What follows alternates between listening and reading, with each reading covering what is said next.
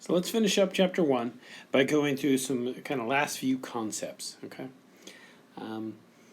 The first of these is kind of the difference in the notions between positive economics and normative economics, right? So economics invariably always gets tangled up with politics, okay?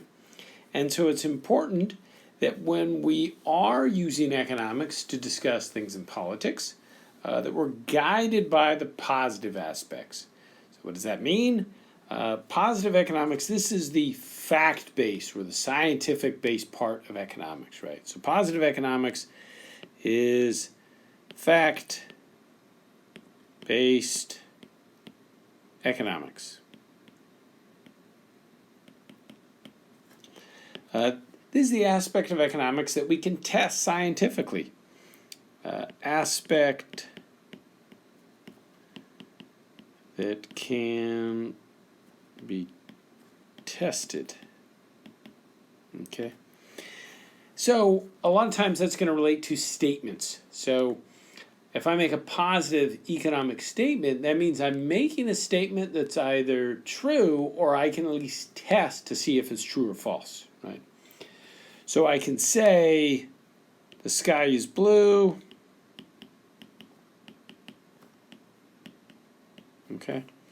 And, I can go through and test to see if that is true or not, right? But even statements that could potentially be false are considered positive economic statements if there's something I can test to show that it's false, right? So I could also say the sky is yellow. Now, we know this is not true. We know this is false, but I can test this. I can test and verify or disprove. Okay, so that's what I mean.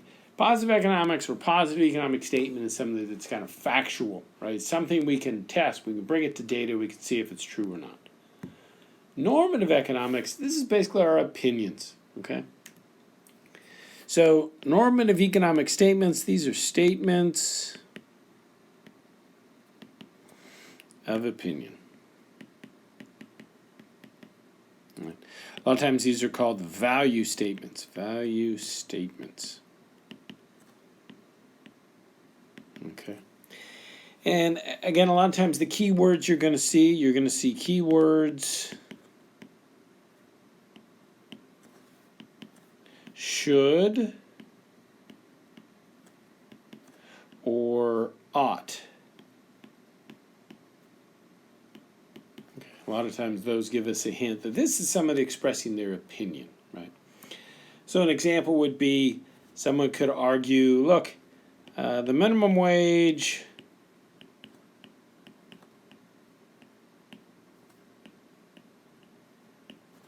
ought to be lower.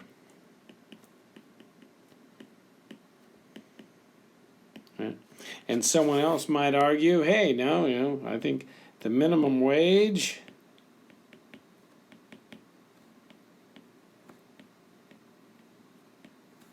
should be higher. Right? Both these statements are statements of opinion. This is someone's opinion, right? Now, our normative economics should be guided by the positive, right? So if someone's going to argue the minimum wage ought to be lower, they ought to say it's because of X, Y, and Z. It's because the minimum wage puts a price floor in a labor market, and this causes problems, right? This is what we're going to see when we go into chapter 4. We're going to look at some of these interventions in markets, right? So our normative economics, that is our value statements, our opinions in economics, should be guided by the positive, right? If we're going to be good economists, okay? We should use the facts to guide our opinions, right? Okay, now throughout this textbook, you're going to see this phrase. It's a Latin phrase, ceteris paribus. I know, if you've actually taken Latin, I've basically done the American pronunciation of it, but whatever, that's the way it goes. So it is a Latin term for other things constant. That is, assuming nothing else changes, we would expect that X will lead to Y, okay? And so this is important for economic analysis, because if we want to understand what causes what, so if this event causes a particular outcome, we can't have multiple things happening at once, because then we don't know what really caused the outcome. Okay, and so that's generally why you'll see this term used. Okay, so for example, maybe we're trying to understand what's going on in a market, and we could see customers buying more or less of a good, and if only the price of the good changes, then we would know, oh, okay, the price fell, so people bought a higher quantity of this good, right? But if income of the consumers is changing at the same time as the price is changing, well, I don't know. Was it the higher income or lower income that caused people to buy more or less?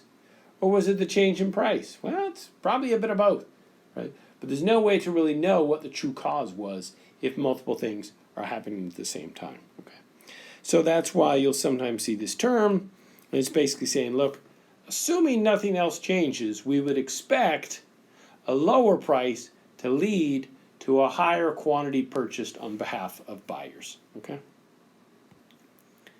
All right. This is kind of our second to last kind of concept here in chapter 1.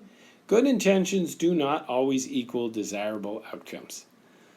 This is something that people in politics sometimes learn the hard way, right? Just because we might want to fix something doesn't mean we actually will fix it with the laws we pass and create. Remember, we talked earlier about how incentives are going to affect the choices we make. Sometimes laws and regulations change the incentives of people, and we might get weird outcomes we didn't intend, right? Secondary effects. We talked about this earlier, okay? So it's important to keep in mind that we focus on the incentives, right? Just because we mean to, end poverty, or in the example I'm about to talk about, reduce traffic accidents, doesn't mean we actually will with the policy or law we come up with, right? We have to focus on what are the incentives that people are facing, and how do those incentives affect their choices, okay? So just because we might want to do something good does not mean we're going to have good outcomes, right? We have to focus on the incentives. Are the incentives such that they're going to give us good outcomes? Are the incentives such they're going to give us bad outcomes? And we've got bad rules or bad legislation, okay? So the example that I have listed here is kind of an interesting one. So about, a little over 10 years or so, in Charleston, West Virginia, right, is the capital of the state of West Virginia. Some of the politicians were there, and the city council noticed that accidents involving taxi cabs were quite high. And so they thought, man, we've got to do something about this. We can't have all these accidents being caused by taxi cabs. So they thought, well, what must be going on is that these taxi cab drivers are driving at all hours, and they're tired and they're getting in accidents, okay?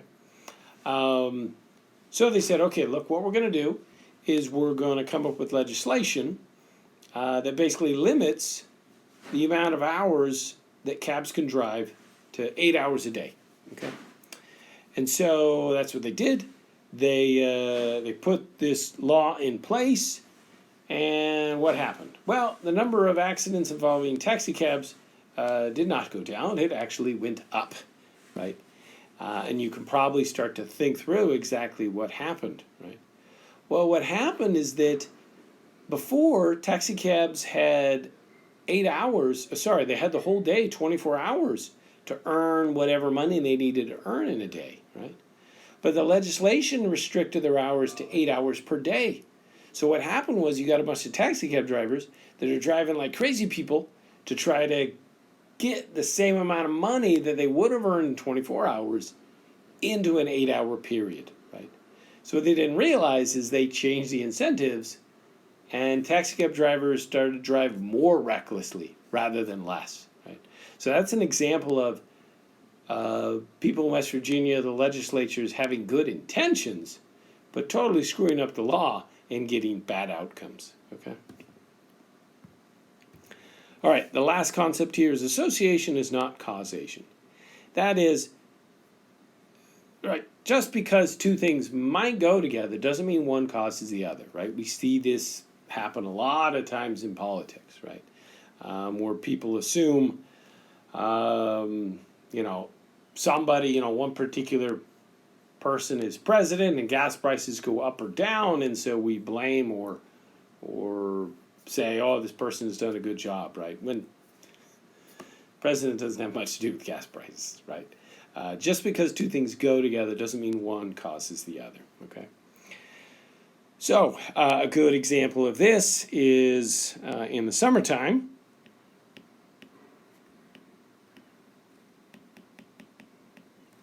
Oops, if I could spell time. Summertime. Ice cream. Man, what has happened to my ability to spell? Okay, I'll just use the eraser here.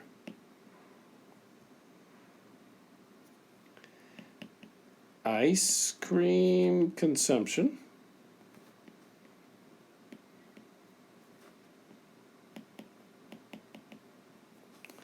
increases, right? Because it's hot. Okay. And what also happens in the summertime?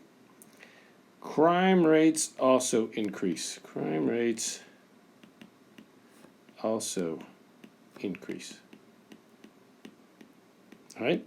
So, what could someone conclude? Well, ice cream goes up, ice cream consumption rises, crime rates go up. It must mean people are eating all this ice cream and going on crazy crime sprees. Right? Well, no, that's not the case at all. If it were, we'd have like mass murders all over the place because of our ice cream consumption. No, ice cream consumption goes up in the summertime because it's hot. We eat cooler things in the summertime. Crime rates tend to go up in the summertime because people can be outside more, right? In the wintertime, especially in northern cities, it's too cold to go out and commit crimes. And so these two things are totally unrelated, even though it appears they might go together. So association, just because two things go together or appear to move together, does not mean that one is causing the other.